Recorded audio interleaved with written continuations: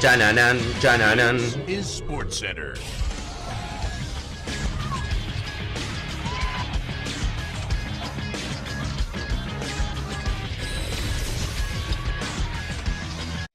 Hola gente, ¿cómo andan? Un saludo grande para todos, yo soy Sanio y les traigo un nuevo video al canal. A partir de hoy vamos a comenzar con el resumen de lo que fue el mercado de fichajes de esta ventana de verano, dando inicio a la temporada 2024-2025 y cerrando las plantillas al menos hasta enero del próximo año.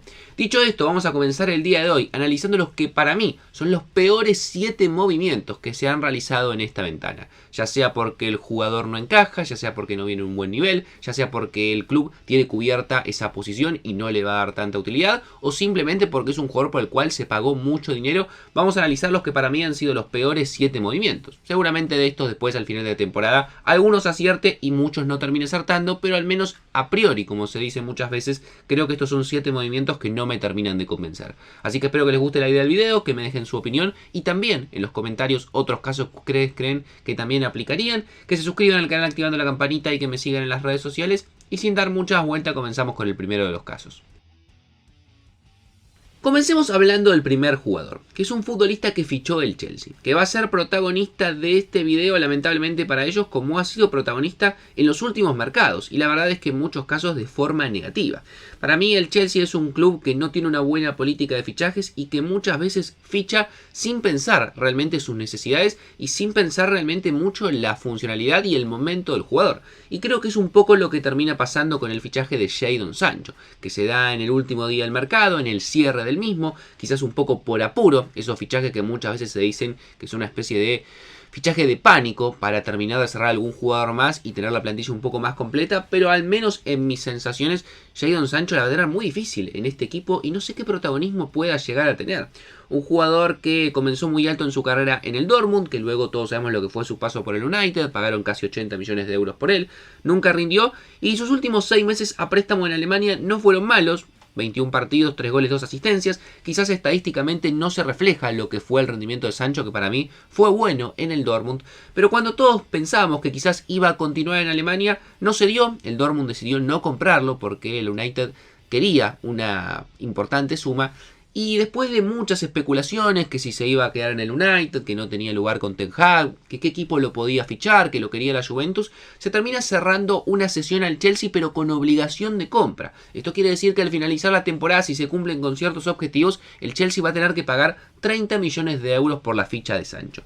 Lo que pasa puntualmente para mí, primero es que es un jugador que no me termina de convencer del todo, de que pueda llegar a estar al máximo nivel, sobre todo por sus últimas temporadas, justamente en el Manchester. Pero sobre todo mi conflicto radica en la cantidad de opciones que tiene el Chelsea hoy en día en ataque. Estamos hablando de Cole Palmer, de Nkunku, de Pedro Neto, de Mijailo Mudryk, de Noni Madueke, de Nicolas Jackson, de Marc Guéhi y de otros jóvenes y otros fichajes que después vamos a hablar que seguramente se imaginarán, lo cual va a tener muy relegado a Sancho en la consideración y en la posibilidad de jugar. Realmente no termino de entender qué es lo que buscó el Chelsea en un Jadon Sancho que está claro no es lo que necesitaba. Y como le comentaba recién también hablando del Chelsea y bajo los mismos argumentos que les decía lo de Sancho, para mí también es un mal fichaje el de Joao Félix. Un jugador que ya tuvo pasado en el Chelsea y no le fue bien, estuvo a préstamo 6 meses, jugó 20 partidos, dio 4 goles y ninguna asistencia, un jugador que además varias veces terminó siendo expulsado. Su última temporada en Barcelona fue regular tirando a mala para mí, 44 partidos, 10 goles, 6 asistencias y más suplente que titular, y termina llegando desde el Atlético de Madrid por una cifra cercana a los 60 millones de euros entre fijos y variables, que es cierto, se amortizan bastante con lo que fue también la venta de Conor Gallagher justamente al Atlético de Madrid, casi que termina siendo un intercambio la realidad. Pero sigo pensando que el valor que termina pagando el Chelsea simbólicamente es muy alto, porque podía haber vendido a Gallagher por 40-45 millones e ir a buscar a otro jugador, y sin embargo pone 15 millones más sobre la mesa para llevarse un Joao Félix, que vuelvo a decir, con los mismos argumentos que dije lo de Sancho, no siento que sea lo que necesita el club. Creo que lo que necesitaba el Chelsea sin ningún tipo de duda era un número 9 de jerarquía. Hoy en día con Nicolas Jackson quedan muchas dudas en la delantera del Chelsea y podría haber invertido tanto el dinero que le puede llegar a salir la cesión de Sancho como el dinero que invirtió en Joao Félix por traer un jugador de jerarquía para la posición de número 9, donde entiendo yo, hoy en día, al menos de arranque, ni Joao Félix ni Jadon Sancho serían titulares. Otro equipo en el fútbol inglés que se ha hecho fama en el último tiempo de no fichar del todo bien y sobre todo sobrepagar a algunos jugadores es el caso del Manchester United. Y me pasa algo con un fichaje de un jugador muy joven, que habrá que ver cómo rinde sobre todo, pero creo que fue sobrepagado por el Manchester United en esta ventana, que es el caso del Lenny Yoro. Un central de apenas 18 años, muy interesante, que muchos hablan en el fútbol francés que era un gran talento generacional, que puede ser el nuevo líder de la defensa francesa. Viene de una última temporada buena en el Lille, donde tuvo continuidad, 44 partidos, 3 goles y siendo importante del conjunto francés. Pero claro, el United paga casi 70 millones de euros entre fijos y variables por un jugador que le quedaba solamente un año de contrato. Justamente por esas pretensiones es que desistió, por ejemplo, hasta el Real Madrid, que en algún momento lo tuvo en carpeta, de fichar a un jugador que entendían que más allá de toda la proyección y la juventud que tiene, 70 millones por un defensor que a un año de terminar su contrato no tiene ningún tipo de sentido. Y es una apuesta muy importante que hace el United en un puesto que quizás no está del todo cubierto hoy en día, porque por algo sigue jugando Maguire, pero claro, ya a un chico de 18 años meterle la presión de pagar 70 millones de euros, habrá que ver cómo sale. Esto no tiene nada que ver evidentemente con la calidad del fichaje, pero lamentablemente para él no ha comenzado del todo bien, ya que en sus primeros partidos se ha lesionado y como mínimo se va a perder 3 meses de la temporada. Veremos cuando se recupere la lesión cómo vuelve, pero siento honestamente que han sobrepagado. En este caso un central que tiene mucha proyección, pero como les digo le quedaba solamente un año de contrato. Salgamos un poco de la Premier, aunque después vamos a volver. Vayámonos a la Serie A y puntualmente al Milan. Un equipo que ha hecho algunos refuerzos interesantes, como la llegada de Yusuf Fofana a la mitad de la cancha, la llegada de striker Pavlovic a la defensa, o también, por ejemplo, lo que ha sido la cesión de Tammy Abraham, que me parece un jugador que llegando como cedido puede llegar a ser importante en el Milan, pero también para mí ha errado en algunos fichajes o no me terminan de convencer del todo, y puntualmente creo que el peor de ellos ha sido la llegada de Emerson Royal. El lateral derecho, brasileño, con pasado en Ponte Preta y Atlético Mineiro, que lo fichó el Barcelona pero no tuvo lugar, después de eso se fue a préstamo al Betis, lo compra el Tottenham.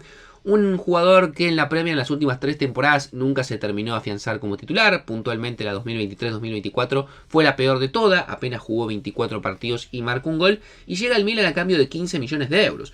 Una posición en la cual está Davide Calabria, capitán ya hace un tiempo el italiano. Y que creo que el Milan quizás se podría haber esmerado un poco más en fichar a un jugador que pueda disputarle en serio el puesto de titular y que esté a la altura, por ejemplo, del lateral izquierdo como es Teo Hernández. Sin embargo, a mí particularmente Emerson Royal nunca ha sido un lateral que me guste y sigo sin entender cómo los grandes equipos, en este caso el Milan, terminan haciendo un esfuerzo por ficharlo. Yéndonos al fútbol español, otro fichaje que no terminé de entender y no me gustó para nada, de un equipo que se reforzó muy bien, la verdad, a lo largo de todo el mercado, es el de Clement Lenglet por el Atlético de Madrid. Y digo esto porque para mí son muy buenos fichajes. La llegada de Julián Álvarez, de Alexander Sorloth, la llegada también de Conor Gallagher o la llegada justamente de Robin Lenormand a la defensa. Sin embargo, el Atlético de Madrid para mí tenía una prioridad a la hora de reforzar los centrales. Con jugadores como José María Jiménez, Witsel, Azpilicueta, necesitaba renovar y sobre todo traer frescura. Claramente la llegada de Lenormand fue un muy buen fichaje y creo que es un jugador adecuado. Para mí igualmente tendrían que haber traído otro central de jerarquía y traen, como justamente no pudieron cerrar a ninguno o quizás ya no tenían tanto dinero, a un Clement Lenglet que llega a préstamos del Barcelona, creo, si no me equivoco, por una cifra cercana a los 4 millones de euros la cesión. Sin embargo, si bien no es tanto dinero, realmente creo que es un jugador que no mejora lo que tenía el Atlético de Madrid y ni siquiera me parece una buena alternativa. Es un futbolista que viene una última temporada en el Aston Villa donde jugó muy poco, apenas 14 partidos por Premier, que ha bajado mucho su nivel en el último tiempo desde lo que fue su llegada al Barcelona y que realmente, como les digo, no siento que sea un jugador que mejore lo que tiene el Atlético de Madrid, que como mínimo a la llegada de Lenormand para mí debería haber sumado otro central de jerarquía. Otro fichaje que no me gustó para nada y que creo que inclusive se termina pagando mucho dinero por él es el caso de David Neres al Napoli.